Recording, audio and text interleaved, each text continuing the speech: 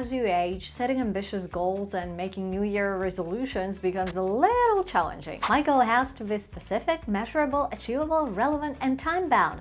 I'm gonna crush this year. Setting goals is an inspirational process that is supposed to keep your energy flowing throughout the year. And that is true in your 20s. Unfortunately, the experience takes its toll. And as you grow older, you break more and more New Year's resolutions. And some of them straight away in January. You start to feel frustrated, and sometimes to the point that you want to avoid setting any goals at all. Because if you have a specific goal and you didn't achieve it last year, and you didn't achieve it the year before, what makes you think that you're gonna achieve it this year? So how do you regain this courage you've lost along the way? Let me tell you what, it is possible to set goals with love and respect for yourself, which will also make you feel happy, fulfilled, and complete.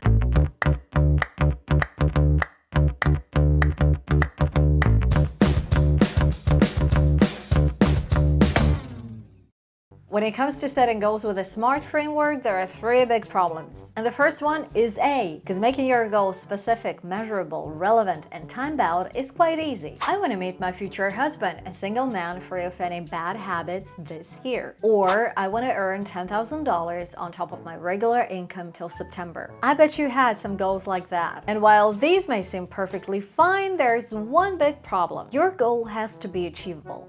But who's the one deciding whether it's achievable or not? It's you. So if I want to start a business next year and earn a specific amount of money, and I've never done that before, how am I supposed to know whether it's achievable or not? The second big problem comes from the way a failed goal makes you feel. Now, we're all very unique, and if the fact that you haven't achieved your goal doesn't hurt you and doesn't destroy your integrity as a person, then it's of course not a problem for you. But if you're an overachiever, the fact that you haven't reached your goal only reinforces the idea that you're not able to reach any goal at all. And if that goal was important, it's like the end of the world. You either beat yourself up for setting a goal that was impossible to reach in the first place, or for not having reached it. Believe me, I did. The third problem is this. We tend to set some kind of end result as our goal. When we get this result, we'll get a dopamine injection. We almost never set goals that are already within our reach. Literally no one writes, I want to go and buy bread every morning. No, a goal is supposed to be that life-turning end result. Visiting certain place, getting a promotion, writing a book. But if you look at what's going on here really carefully, these life-turning moments are like 1% of our lives, and your real life is a process. Even now, guys, you're probably watching a 10-minute video, but I've spent a week creating it, writing a script, recording a video, and editing it nicely. 1 week of life, a video. What I'm saying here is, if I hated all these things, it would have turned out that 99% of my time I'm suffering. Just so you guys know, I happen to adore every part of the process. I'm a very lucky person. To summarize, we tend to think about the end result, but not the journey. Fairy tale style. There is actually the 4th problem with the SMART framework, but I'm getting back to it in the end of this video. So let's see how to fix all of these problems and design a new framework from scratch. I prepared a workbook, which you can download by clicking the link below. All you need is just print it out and fill it in. There's this American analytics and advisory company called Gallop. That name probably rings a bell because they conduct a lot of public opinion surveys worldwide. Gallup scientists have been exploring the demands of a life well lived since the mid-20th century. As part of their research, Gallup conducted a comprehensive global studies of more than 150 countries, giving us a lens into the well-being of more than 98% of the world's population. They asked hundreds of questions about health, wealth, relationships, jobs, and communities. And then they compared the results to how people experience their days and live their lives overall. And what they discovered is 5 areas of life that are crucial for your well-being. It's very reminiscent of the Wheel of Balance, only with an exception that this one is underpinned by research. Career well-being. Do you like what you do every day? Social well-being. Do you have strong relationships and love in your life?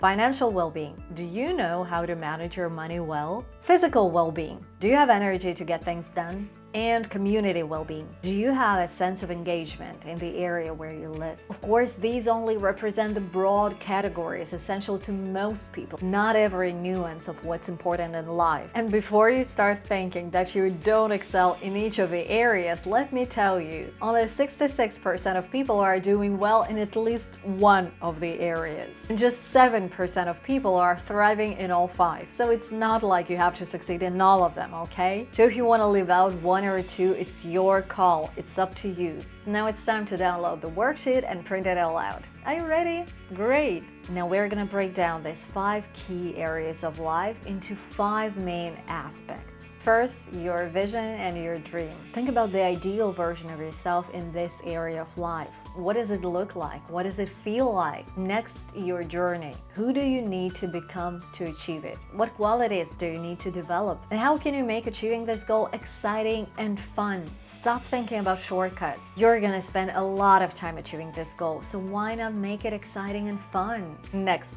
hygiene. And there are 2 key areas here. First of all, are there any critical issue when it comes to this area of life that bother you right now? If we're talking your health, is there anything that's bothering you right now? Are there any critical issues that you should fix next year? And second, what is it that you're already doing in this area? Because I bet you're doing a lot. You are clearly a superhero, and don't take it for granted. Being able to own your result will help you focus on what you're already doing right. A crucial mistake that a lot of people make is they're trying to cut off something completely. Like, I need to cut back on my sugar consumption, so I'm not gonna eat sugar next year at all. That's exactly the reason we end up full of frustration. Instead, you could have just tried to trust yourself and allow yourself to make that decision. Will I be eating sugar today? Every time you choose not to do that, you're a hero and you are moving towards your goal. Now, it might not happen instantly, and that's okay. And that doesn't mean that it's not worthy of your praise. The next part is performance. Here I suggest you to write down 3 regular actions that will help you to move towards the ideal version of you. And please start small. I would love you to write down something that you're already doing and improve it by 5%.